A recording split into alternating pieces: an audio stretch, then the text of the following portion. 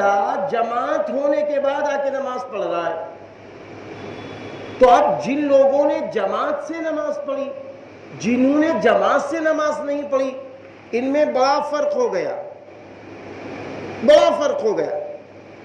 جنہوں نے جماعت سے نماز پڑھی 26 اور 27 درجے ثواب زیادہ پا گئے، جنہوں نے جماعت سے نماز نہیں پڑھی انہوں نے تنہا نماز پڑھنے کا ثواب پایا۔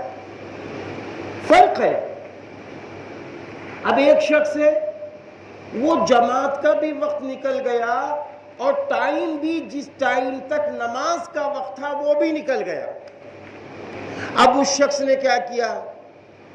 اب وہ شخص اللہ کا بندہ آیا اور عشاء میں ساری قضا پڑھ لی، فجر بھی پڑھ لی، ظہر بھی پڑھ لی، عصر بھی پڑھ لی، مغرب بھی پڑھ لی، تو یہ بھی نماز پڑھ رہا ہے۔ جماعت چھوڑ کے جو شخص نماز پڑھ رہا ہے یہ بھی نماز پڑھ رہا ہے، اور جو جماعت سے نماز پڑھ رہا ہے یہ بھی نماز پڑھ رہا ہے۔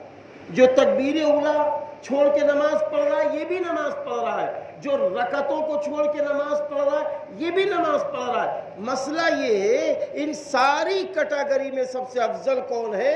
جو تکبیر اولیٰ کے ساتھ جماعت سے نماز پڑھ رہا ہے، یہ سب سے افضل ہے، یہ سب سے اعلیٰ بالا ہے۔ اس لیے ہماری کوشش یہ ہونی چاہیے کہ نماز وقت مقررہ پر ہو، نماز کو ٹالنا، نماز کی جماعت کا وقت نکال کر نماز پڑھنا، یہ دیری کرنا، یہ مومن کی شان نہیں ہے۔ قضا تو بہت دور کی چیز ہے،